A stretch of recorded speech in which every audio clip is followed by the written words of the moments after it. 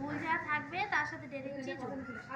তারপরে আমার ফুট কত আছে, ফুট যা থাকবে, যদি ফুট 12 ইঞ্চির বেশি হয় তাহলে আমাকে 3 বিয়োগ করে তখন হাফ করতে হবে। এটা আমার ধরছি 12, তাহলে 12কে অর্ধেক করলে 6, তার সাথে হাফ ইঞ্চি যোগ করতে হবে 6.5, নিচেও 6.5। এটা কত নেব, 7, ঠিক আছে। আর মোহরটা নেব 7।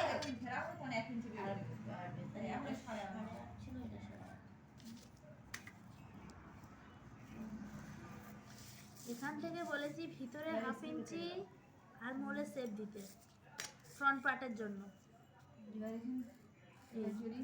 কোন থেকে তুলবো 1 ইঞ্চি, এখান থেকে তুলবো 1 ইঞ্চি। ছাতি আছে 30, কোমর আছে 26 আর হিপ হচ্ছে 32, ঠিক আছে। তাহলে যা থাকবে সবকে 2 দিয়ে যোগ করব। কোমর, হিপ আর ছাতি যা থাকবে সবসময় 2 দিয়ে যোগ করব। তাহলে ছাতি হচ্ছে 30 আর 2 32, 32টাকে 4 ভাগ করে 4 আসতে 32, এই 38, এই 8। তাহলে আর মোল আমার ধরছি 12, অর্ধেক করলে 6। এখান থেকে 2 সুত মতো শোল্ডার ডাউন করব। তারপরে সেলাই মার্জিনের জন্য হাফ ইঞ্চি রেখে তারপরে আমি এটা মাপবো 6 আসছে কিনা আমাকে দেখে নিতে হবে। আচ্ছা থাক, এটা আসছে, থাক, এটা আন্দাজে নিচ্ছে তো সেটা বড় ছোটো হয়ে যায়। তারপরে ছাতির 1.5 ইঞ্চি এক্সট্রা হচ্ছে সেলাইয়ের বাইরের কাপড়। শেষ তো যা থাকবে তার সাথে 1 ইঞ্চি যোগ।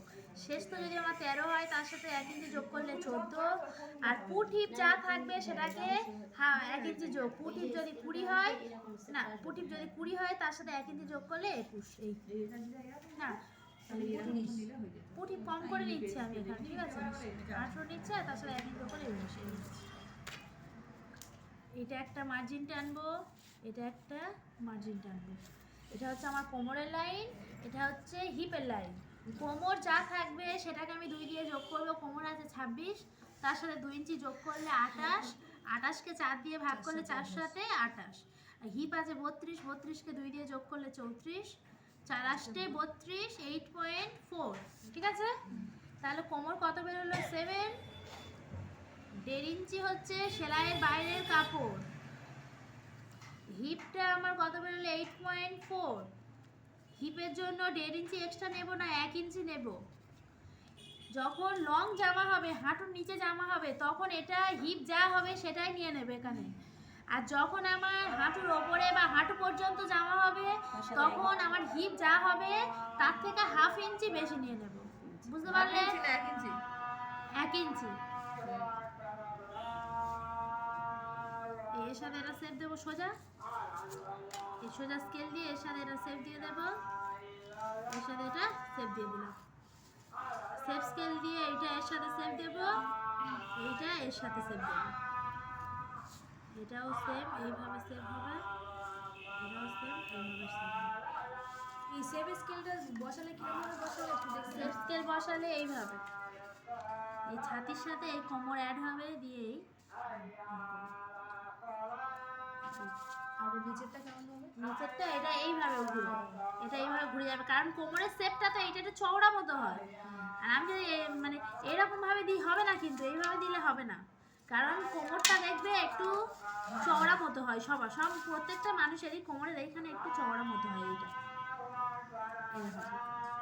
ঠিক আছে। আর এটা সোজা। আচ্ছা তাহলে এটা হলো আমার ফ্রন্ট পার্ট, এটা হলো ব্যাক পার্ট। বুঝতে পারলে? যখন ব্যাক পার্টটা এটাই সোজা হয়ে গেছে দেখছো, তখন কি করবে বলো তো, এইটা একটুখানি এই ফ্রন্ট পার্টের সাথে মিলিয়ে দেবে। মানে কাটতে গেলে একটু ইয়ে করে কাটতে হবে। আর দেখ সাইলি হয়তো বাচ্চারা কিন্তু হয়তো এটা একটু কাছাকাছি চলে গেছে, তো এটা একটু ভিতর দিয়ে রাখো, এই ফ্রন্ট পার্টটি ভিতর থেকে কেটে নিলে কোনো অসুবিধা নেই তো? ঠিক আছে। আর বলটা এটা শেপ দিয়ে মিলিয়ে, হ্যাঁ বুঝতে পেরেছি।